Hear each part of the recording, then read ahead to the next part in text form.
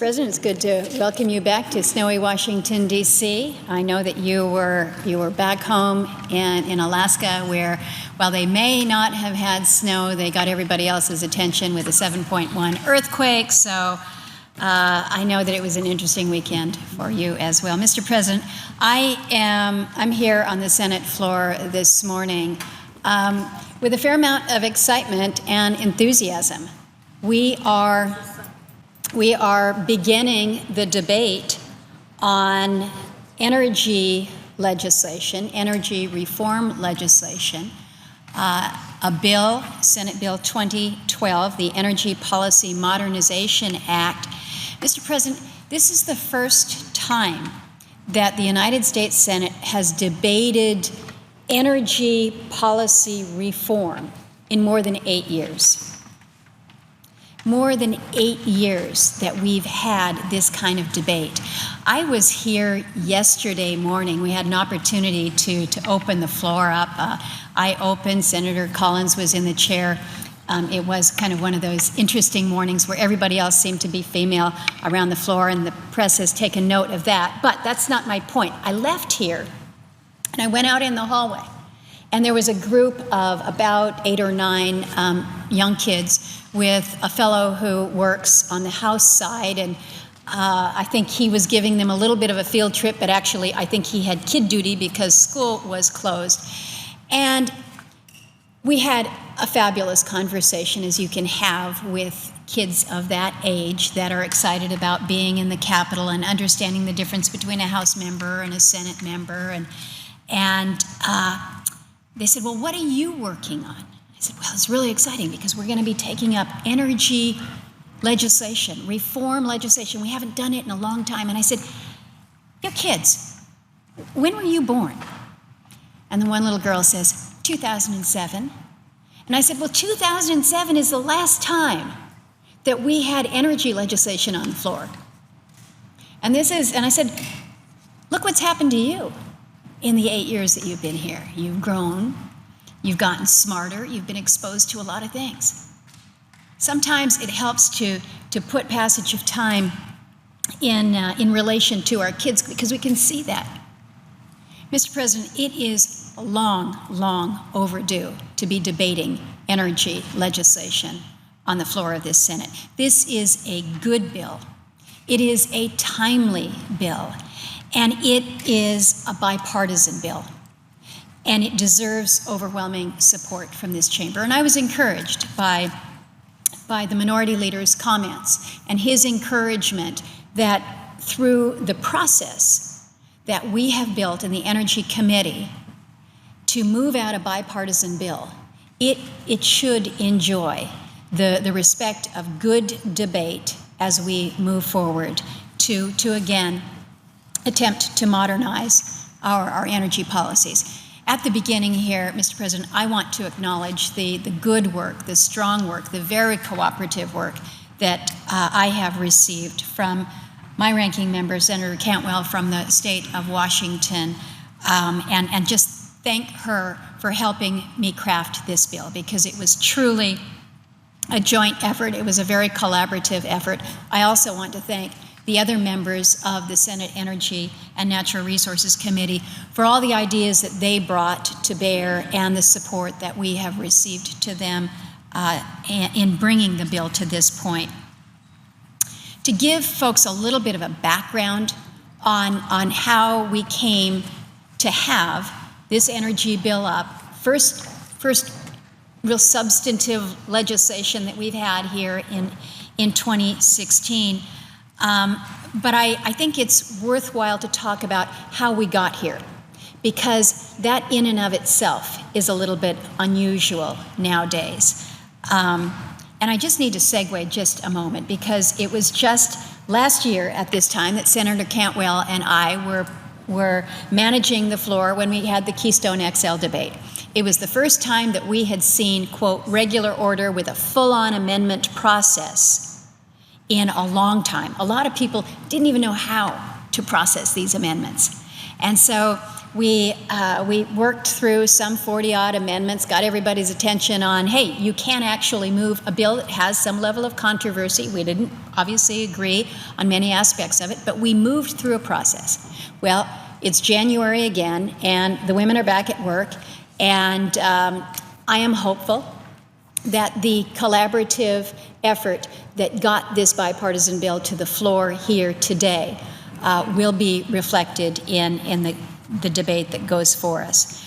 We sat down, Senator Cantwell and I sat down last January when I became the chairman of the committee, and we talked about goals and priorities, what we were looking for, and we both said, it is time, it is well past time that we update our energy policies, that we do a scrub, that we do an overhaul. And we had a conversation about how we might go about it, because there's a couple ways that you can proceed around here. I could have drafted my own bill with my own priorities and tried to get the votes that I needed to move it out of committee. But if you don't have the support beyond just your partisan side of the aisle, it's going to be tough to be able to advance it to the floor and to get it enacted into law. And Senator Cantwell could have done the same. She could have moved her own bill. We could have done messaging bills, but we both agreed we're well past the time for messaging. We need to be legislating. We need to be governing in the energy space. And so in order to do it, it's going to take some cooperation. It's going to take some collaboration. It's going to take some conversations. And that's where we started it. I went around to colleagues on the committee and began conversations with them about their energy-related priorities. And it continued with our committee staff.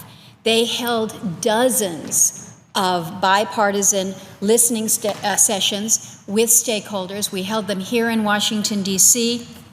We held them in other parts of the country. We held one in Quigillingok, Alaska. You know where that is. Most others know it as only some faraway village in Alaska, but it was important to do a level of reach out. After our listening sessions, we came back here, really rolled up our sleeves. We held 4 oversight hearings and began with a real kind of 30,000-foot look about where are we in different energy spaces. So we had our oversight hearings. Then we moved down to 6 legislative hearings on a total of 114 different bills. Now, these were 114 different bills that were not necessarily introduced by just members of the Energy Committee. These were bills that were introduced by Republicans and Democrats throughout the Senate, and some House members' bills that we had seen as well. 114 different separate measures. We took the testimony that we received from experts and advocates and from private citizens and from administration officials and from our home states and just about every other state. We really did that reach out. We gathered all the perspectives that we could about what Congress should do and what Congress needs to do to ensure that our federal policies keep up with the years of change in energy markets and energy technologies. And I think one just simple case in point that reminds us of this 8-year passage of time. 8 years ago, when we talked about LNG, what we were talking about was seeing if we couldn't structure our LNG terminals so that they could be import terminals. Think about where we are now. We're talking about how we export our LNG, how we move to share our energy wealth with others. That's a prime example of making sure that what is happening within our energy markets, what is happening within our energy technologies, is consistent with what our policies, our laws, and our regulations allow. So After we did all this gathering of information, we entered weeks of bipartisan negotiation to determine which bills should be incorporated into our draft text. And from that, from the 114, we took 50 different bills that, as you flip through the 400 some odd pages of this Energy Policy Modernization Act, you will see bits and pieces of 50 different measures offered by colleagues, Republicans and Democrats throughout the Senate here. Senator Portman has been a leader on energy efficiency, working with Senator Shaheen and being able to incorporate their efficiency provisions. The critical minerals bill that I've been working on for years now, you will see incorporated within. But again, not just taking the ideas that this senator from Alaska or that senator from Washington has and giving you a bill for consideration. We have really solicited your ideas, your input. The next step was really the last step on the committee, and that was when we went to markup. We held 3 days of markup. 3 days is a pretty good time to spend in committee. We dispensed with nearly 60 amendments. It's actually 59 here, we rounded it up. But because of that very collaborative process, because we really did solicit ideas from all sides, what we ended up with when we moved that bill out of committee was an 18-4 vote. We agreed to report the energy bill to the full Senate for further consideration, and that's how we got to where we are today. And I wish that I could say, Mr. President, that we see more of this type of really collaborative effort. We don't see it all the time. But where we did see it last year and where we have seen legislative success is worth noting. The education bill that was shepherded by Senator Alexander and Senator Murray was also a very collaborative process. I serve on the HELP committee. I sat through the many hours of debate and oversight and markups, and we were able to advance that bipartisan bill to the floor, a bill that moved out of committee unanimously, by the way. But we were able to advance that to the floor where it enjoyed strong bipartisan support, went to conference with the House, and that bill is now signed into law. Another area where the leaders really work cooperatively and collaboratively. I commend Senator Boxer and Senator Inhofe for what they did on the highway bill to work through the issues that are not easy, but were absolutely necessary to get a longer-term highway transportation bill that doesn't come if you just kind of elbow your way through. It comes when you work together. I think that we have demonstrated on the Energy Committee that we have done just that, is working collaboratively. I have said it many times. The Energy Policy Modernization Bill is not the bill that I would have drafted if it were just up to me. And it is not the bill that Senator Cantwell would have drafted if it was just up to her, or the bill that any one of us that would have drafted if it was just up to him or her. But it is a bill that we wrote together. We wrote it as a committee, we wrote it as a team, and as a group of 22 senators who really care very deeply about our nation's energy policies. So as members are coming back, as they're looking at this bill, I would urge you to look at what is in the bill, what we have been able to find that common ground, where we have been able to find the common ground, and look and analyze that. Because I can guarantee you're going to find things that aren't in there that you wish were there.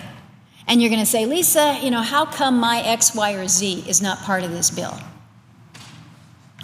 That is true. There's some X, Y, and Z that's not in this bill that I would really like and that you would really like as two senators from the state of Alaska. But we don't have that opportunity to build a consensus on some of those issues right here, right now, today. So can we agree that what we have built with this bill advances our energy policies, brings us more up to speed, unloosens the chokehold that we have in certain areas? We spent months on this to modernize our energy policies to address both opportunities and challenges, and we found common ground in many, many areas. And I think we found common ground in more areas than we actually expected when we started this process out. Certainly good enough to write a good, solid bill. We ultimately organized our efforts into 5 main titles. We have efficiency, we have infrastructure, supply, accountability, and then conservation. We agreed to include the Energy Savings and Industrial Competitiveness Act. This is the efficiency measure that I mentioned just a moment ago that Senators Portman and Shaheen have been leading on for years. So to be able to incorporate the good work of the senator from Ohio and from New Hampshire, along with the support of 13 other members, to include that in here, I think is very important. We also agreed to include the LNG Permitting Certainty and Transparency Act. This was the act that Senator Barrasso led on, and 17 other members who joined with him in that very important measure.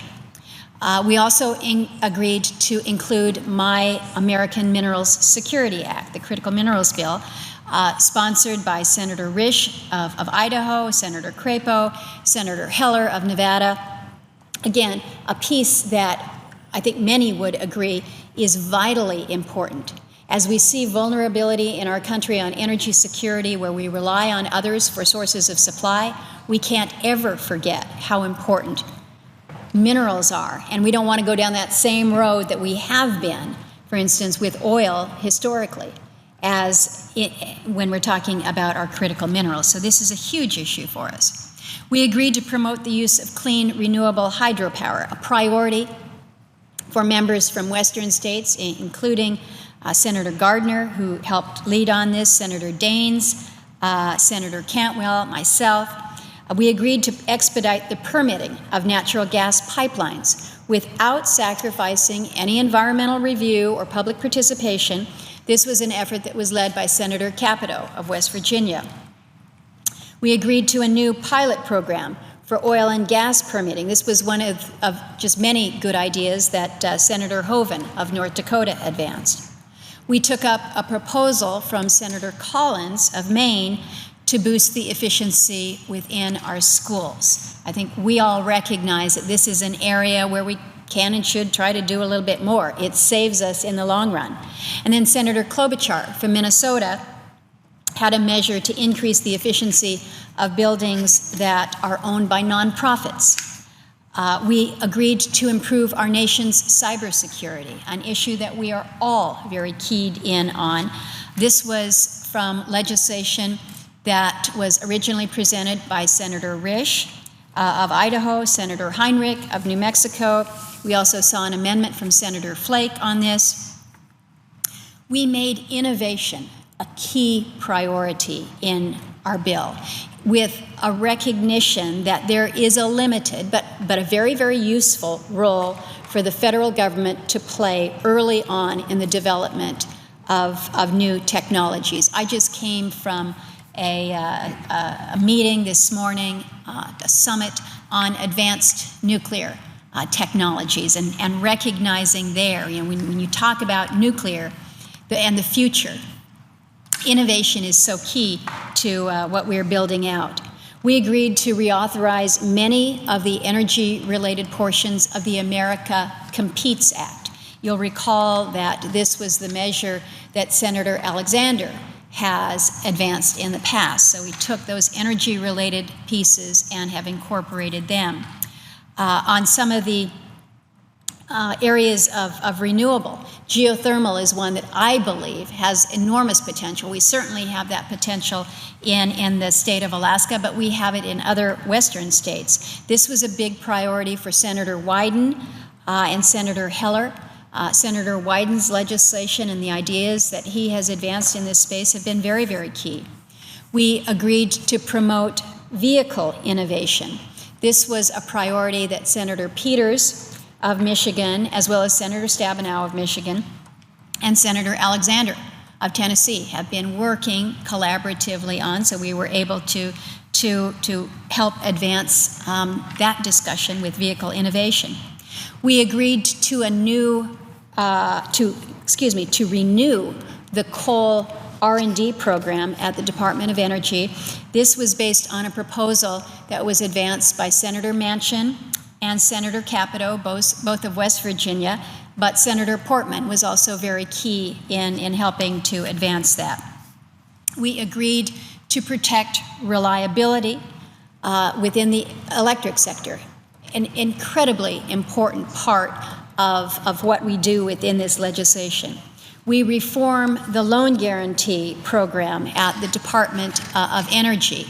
Many of us believe strongly that reforms were necessary, and we have done just that to ensure that we don't have taxpayers at risk with certain aspects of that program.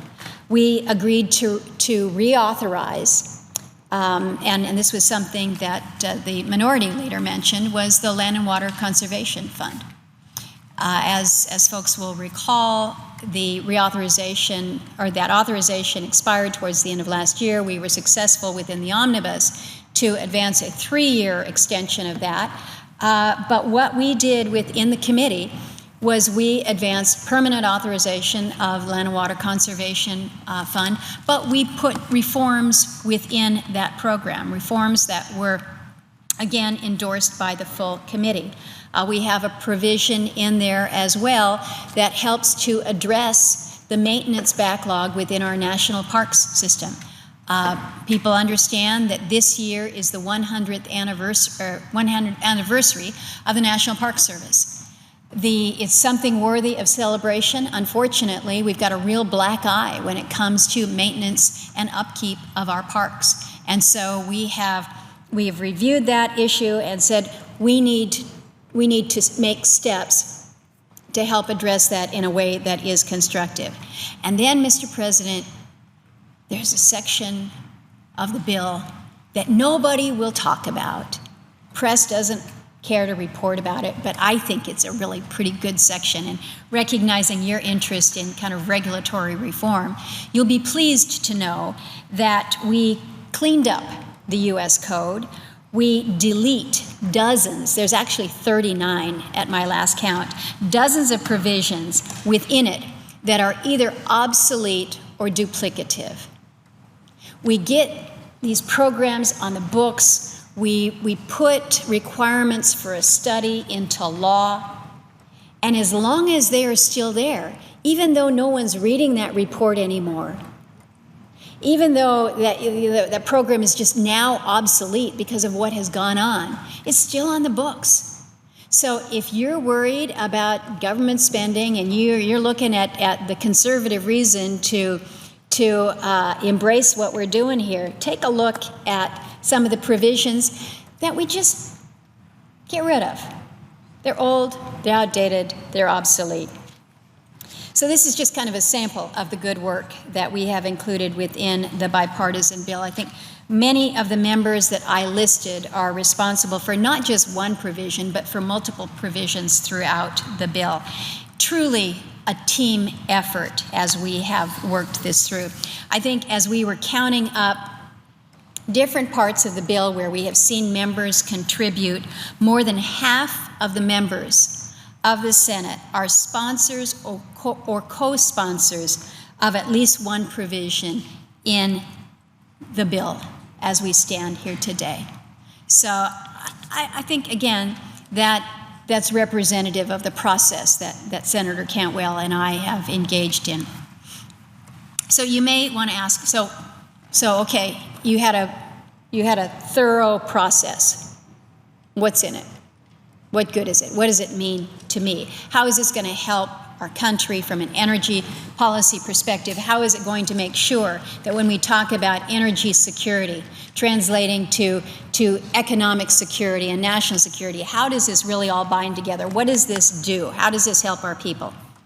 There are many practical benefits to modernizing our energy policy.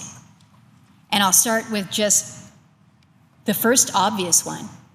Every time you do upgrades, whether it's in your house or within your business, you do upgrades, you become more efficient. You are typically, in this day and age, I don't know about you, but we've replaced the windows in our house. Not only did it make the house look a little bit better, but we're paying less for our utility bills. My husband just found a great deal on LEDs, and he's replaced all the light bulbs in the house. It took him a while, but he's there. And he's all excited about it now because it's going to reduce his costs. He's worried about costs. We should be worried about costs. This bill helps us reduce our costs. This bill also allows us a cleaner energy future, because when you modernize your infrastructure, when you use less, you reduce much of your emissions. So for those who will be critical, that says, by gosh, you didn't fix the issue of climate change. Look through this bill and tell me if it doesn't make for a cleaner energy future for this country. And this bill helps us produce more energy to be less reliant on others. It helps Americans save energy. Again, when we save energy, we save money, and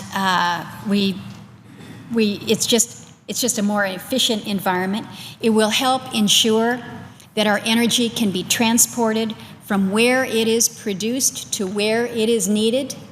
It's a big challenge that we have nowadays, Mr. President.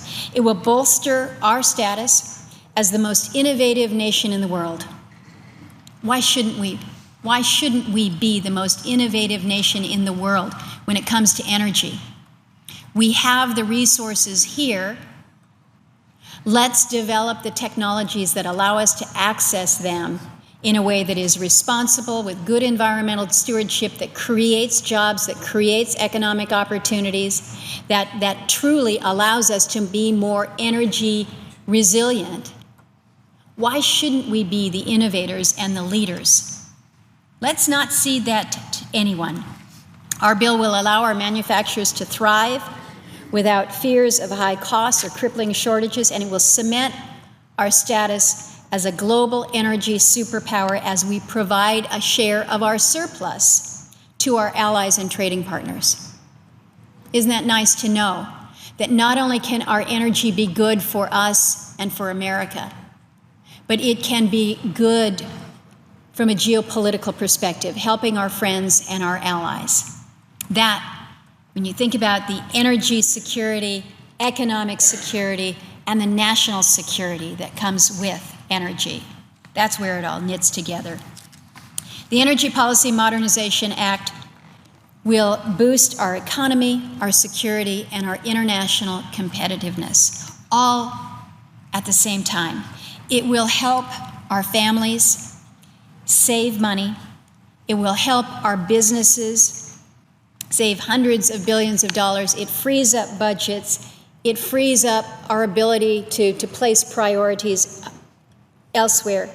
It will help assure that our energy remains abundant.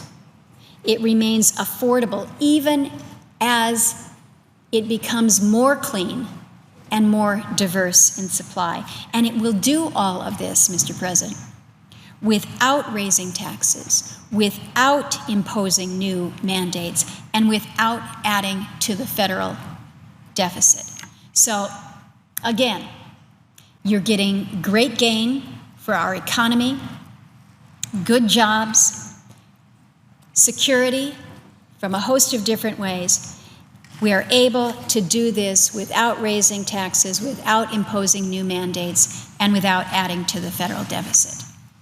This is a good bill. This is a bill that is designed to go the distance. It's designed to make a difference. And I'm confident that we can proceed through this floor debate. We can make it even better. Because for the half of the senators that have participated in this one way or another, there's another half that want to weigh in. And I welcome that. I welcome that. I think that that is part of this process. This is part of the commitment that we're making to an open amendment process. But I would hope, Mr. President, that we can focus on the good that is within this bill and work to make it better and avoid the gotchas and avoid the poison pills. Avoid those things that are designed to do nothing more than to bring a bill down by making perhaps a political point that isn't going to go anywhere. I really ask my colleagues, let's treat this bill on the floor with the same seriousness that the Energy and Natural Resources Committee treated it throughout this months-long process. Let's come together as senators in the United States Senate to really help make a difference with our energy policies. Let's work to enhance this. And so with that, I encourage members to come down, file your amendments on the floor. We know that there's a bunch of rumored amendments out there, and we welcome them. But we all know that we've been delayed now by the snow a couple days, and we've got work to do. So I would urge colleagues to come down to the floor, file your amendments. I would also remind members that if an amendment costs money, it is going to need to be paired with a viable offset, because we don't want to be in a situation where we just can't work through that. I would also remind the Senate that we are considering Senate Bill 2012. This is not a House shell. So we will need to table any tax amendments, because we don't want to be in a situation where we've got a blue slip that prevents us from advancing to conference. So I'm just throwing that out there. You may have issues that you'd like to bring up, but if it costs money, you've got to have an offset, and we simply can't do the tax amendments. And I know that, because there's actually some that I'm interested in as well. I think Senator Cantwell and I are both in the same situation. We know that an open amendment process on an energy bill that hasn't seen floor action in a long time, it could have the effect of unkinking the hose. And we know that there's a lot of folks that have a lot of good ideas and perhaps hundreds of ideas that this bill could include. So our intent is to work just as hard as we can and as fast as we can to process as many of these bills as possible. Tomorrow, we expect to have a pretty busy day. Hopefully, by the end of the day, we will have reached some consent agreement as to what votes for tomorrow would look like. But my hope is that we will be here voting tomorrow to really start processing many of the amendments here. It is unfortunate that we have lost a few working days to the snowstorm, but that's nothing, Mr. President, that's nothing compared to the 8 years that we have lost as we have let our energy policies just languish. So we know we're in a place in a space where our policies have failed to keep up with changes in the market and the advances in technology. We know that our policies in many areas are outdated, with the opportunities being ignored, and the challenges are going unaddressed. So we are here. It's time to have the debate. It's time to work through an amendment process. It's time to pass an energy bill here in the United States Senate. And after the model, again, of the highway bill, of the education reform, and the very good work that so many in this body have put towards this bipartisan effort, my hope is that the Energy Policy Modernization Act will be the next bipartisan accomplishment on behalf of the American people. So with that, Mr. President, I will yield to my ranking member and good partner in all things energy, Senator Cantwell. And again, a very sincere thank you for your very cooperative and good working relationship throughout all of this. Thank you.